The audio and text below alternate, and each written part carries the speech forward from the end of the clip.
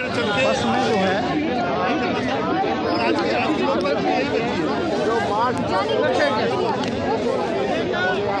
के दौर में, इस तानाशाही के दौर में अगर दो लोग भी खड़े हैं ना तो बहुत बड़ी उपलब्धि है। हम डरने वाले नहीं हैं और ईवीएम को बैन कराकर रहेंगे। यहाँ बहुमत की जीत होती है, ये लोकतंत्र है। लोकतंत्र है। मैंने क्या कहा था, सुनिए पत्रकार महोदय, कि लोकतंत्र में ठोकतंत्र की ऐसी मच गई दुहाई और इस देश का क्या होगा मेरे भाई। आप देखिए, हम सरकार किस लिए चुनते हैं? सरकार किस लिए चुनते हैं? अच्छी शिक्षा के लिए, अच्छे रोजगार के लिए, एम्प्लॉयमेंट के लिए। अरे सुनिए तो, आपके पास पैसा तो यहाँ पे कोई मंच सजा है, यहाँ पे कोई बिरयानी या कोई भंडारा चल रहा है। यहाँ वो लोग हैं जो देश की आवाम है, जो देश के हक के लिए लड़ते हैं। जो एक्सपर्ट बुला रहा है, कहाँ से बुला रहे हैं? अरे भैया, चेहरा तो हमारे देश के प्रधानमंत्री जी का चमक रहा है। चेहरा तो अब हमारे प्रधानमंत्री जी का चमक रहा है। उनके साथ जो भ्रष्टाचार, वो कहते थे कि मेरे पास में कोई भ्रष्टाचारी नहीं बैठ सकता। सारे भ्रष्टाचार। बताइए, चुनाव आयोग में इतनी पार्टियां रजिस्टर्ड हैं, किसी को नहीं लग रहा है कोई सड़क पर नहीं आ रहा है, आप ही ज्यादा आगे बढ़ रहे हैं ना। चुनाव लड़ते ना कुछ करते हैं आप लोग। सुनिए, जो चुनाव आयोग पर सवाल उठाया है, जो ईवीएम के खिलाफ आवाज उठाई है, किसी राह चलते व्यक्ति ने तो उठाई नहीं। कोई अनपढ़ तो है नहीं। सुप्रीम कोर्ट के माननीय वकील हैं भानु प्रताप जी और पराचा जी, और आपने देखा होगा वो देश के हर मुद्दे पर लड़ाई लड़ते हैं। एक बात बताइए, सदन में जो सांसद है, हमारे चुने हुए प्रतिनिधि हैं, उनकी आवाज़ को उठाने नहीं दिया जाता।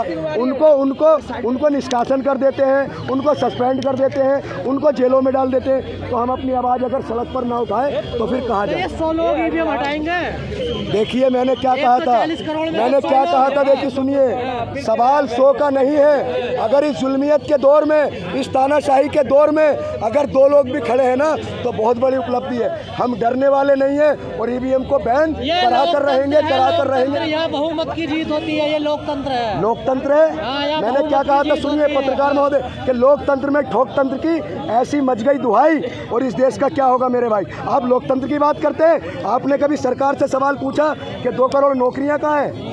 आपने कभी सवाल पूछा कि आप लोकतंत्र की दुहाई दे रहे हैं? आपने कभी सरकार से सवाल पूछा कि लोगों के घरों पर बुलडोजर किस संविधान से चलता है, किस कानून से चलता है? मध्य प्रदेश में जो घर तोड़े गए थे, अब वो जो है बाइज्जत बरी हुए हैं लोग, और ये सवाल नहीं करेंगे, मीडिया नहीं दिखाई। देखिए, मैंने क्या कहा था सर, थोड़ा समय कम है और मैं मीडिया के ऊपर, जो गोदी मीडिया, उसके ऊपर 4 लाइनें कहूँगा। सुनिए, मैं गोदी मीडिया पर 4 लाइनें कहूँगा।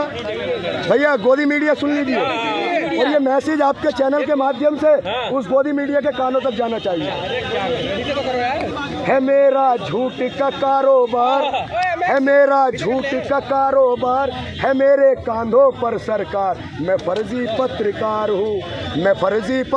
हूँ, मैं सच को झूठ दिखाता हूँ, मैं फर्जी न्यूज चलाता हूँ, मैं लोगों को कुसाता हूँ, मैं सब धर्मों को लड़ाता हूँ।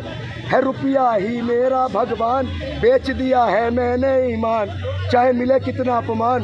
मैं फर्जी पत्रकार हूँ। पत्रकारिता चौथा हिस्सा में और कितनी तरीके से फर्जीवाड़ा हो रहा है देश के अंदर, ये आपको पता है? सरकार से सवाल पूछने की हिम्मत की है आपने कभी? पत्रकार महोदय, आप जो सवाल पूछ रहे हैं कि 200 लोग हैं, आपने कभी सरकार से सवाल पूछा? दिक्कत क्या होगी सवाल पूछने से? गजेंद्र शर्मा देखिए, सरकार से सवाल पूछिए, दलाली मत कीजिए सरकार की, गलत नीति का विरोध कीजिए। चलेगा आंदोलन आप लोगों जब तक सूरज चांद रहेगा, जरूर अमर है, मैसेंजर ऑफ गॉड है। भगवान, सुनिए, भगवान राम के बारे में आप पढ़िए, उनकी जो किया है उन्होंने, वो सत्ता के लोभी नहीं थे। सत्ता के लोभी होते तो राजपाट छोड़कर वनवास नहीं चले जाते। में भीग रहे थे, छत दे दिया बीजेपी ने। सर, बीजेपी ने नहीं दिया, फिर आप सर ये बात कह रहे हैं? बीजेपी कौन होती है देने वाली? राम मंदिर दिया है, मेरे देश के उच्च न्यायालय ने दिया है, मेरे देश के संविधान ने दिया है। तो हम संविधान का और न्यायालय को मानने वाले लोग हैं। हम संविधान के प्रति बात करते हैं, हम कोई गलत के समर्थन में नहीं। सभी को घर मिल गया, मोदी जी ने सभी को घर दे दिया। सर, घर मिल गया सभी को। अभी आपने यहाँ पर आओगे, सुनिए, रेड लाइटों पर, रेलवे स्टेशनों पर, बस स्टॉप पर, और जो फुटपाथ पर लोग सो रहे हैं ठंड में, छोटे छोटे बच्चे खड़े हैं, वो क्या पाकिस्तान या चाइना या अफ्रीका से हैं? वो हिंदुस्तान के नागरिक हैं। उनको घर क्यों नहीं मिला? आप बताइए। बताइए सर, मुझे आपके सवाल का जवाब है। आपने कहा कि सबको घर मिल गया, रामलला को भी घर मिल गया। रामलला को मिला, अच्छी बात है, लेकिन जो लोग सड़कों पर है, प्लेटफॉर्मों पर है, फुटपाथ पर सो रहे हैं, देश की 12-13% की आबादी सड़कों पर सो रही है, फुटपाथों पर सो रही है, उनको घर कब मिलेगा? क्या वो देश के नागरिक नहीं है? क्या वो पाकिस्तान, अफ्रीका, चाइना से आए? अरे दे रही है सर, सरकार दे रही है घर, गरीबों को भी घर मिल रहा है सर, गरीबों को घर मिल रहा है। सुनिए सर, 2.5 लाख रुपए मिल रहा है, सबको मिल रहा है, मदद सबको मिल रहा है सर। देखिए भाजपा, मिल रहा है। सर सुनिए, भाजपा ने बहुत अच्छा काम किया NHI के क्षेत्र में। NHI के क्षेत्र में मैं कई बार कह चुका हूँ कि नितिन गडकरी जी ने बहुत अच्छे कार्य किए। जेवर एयरपोर्ट बना, कस्टम वाला, अच्छे काम किए सर। हम सही के साथ है, लेकिन गलत के साथ नहीं। गरीबों को राशन दे रहे हैं, गलत है क्या? राशन किलो में गुजारा हो जाएगा? क्या सिर्फ महज 5 किलो राशन ही समस्या का समाधान है? बताइए, आप एक फैमिली के हैं, आपके शौचालय दे दिए लोगों को, आपके बच्चे भी हैं।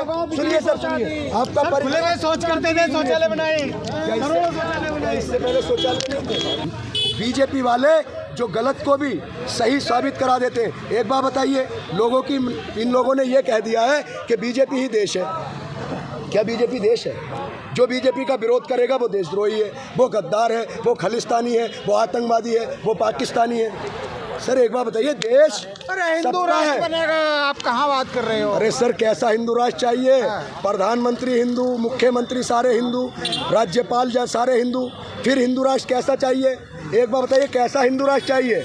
हिंदुस्तान से मुसलमान भगा के हिंदू राष्ट्र बनाएंगे। अच्छा, मुसलमानों को एक बात बताइए, जिस देश में 14 से 15% आबादी मुसलमानों की हो, क्या उस देश के, आप एक बात बताइए, आप गांव में रहते हैं या शहर में रहते हैं?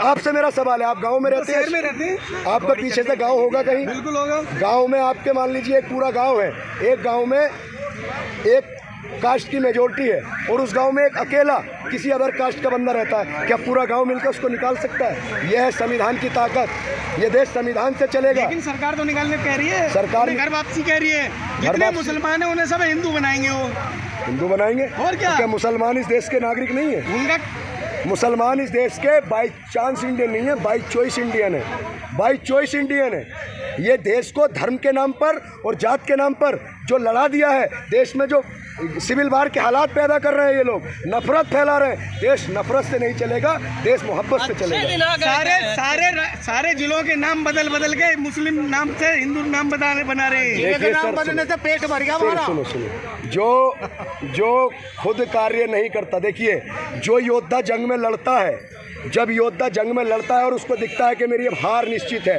फिर वो दुहाई देता है कि मैं मुस्लिम हूँ, मैं हिंदू हूँ, मैं सिख हूँ, मैं ईसाई हूँ। जो धर्म का सहारा लेता है वो कायर होता है।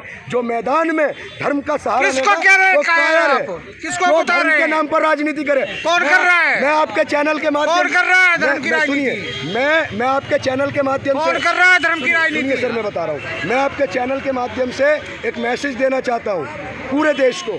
अगर कोई भी नेता, चाहे वो किसी भी धर्म और जात का हो, अगर वो धर्म के नाम पर राजनीति करे तो उसके जूता निकाल कर मारे, उसके जूता मारे और उससे ये पूछे कि धर्म अपनी जगह है, हम धर्म को खुद मानेंगे, हम धर्म को फॉलो करते हैं, हम पूजा भी करते हैं, हम नमाज भी पढ़ते हैं, हम चर्च भी जाते हैं, हम गुरुद्वारे भी जाते हैं। हम वोट जो देते हैं वो शिक्षा के लिए देते हैं, रोजगार के लिए देते हैं। अगर कोई भी धर्म के नाम पर राजनीति करे तो मेरा पूरे देश के लोगों से आह्वान है, उसके खींच के एक जूता मारे।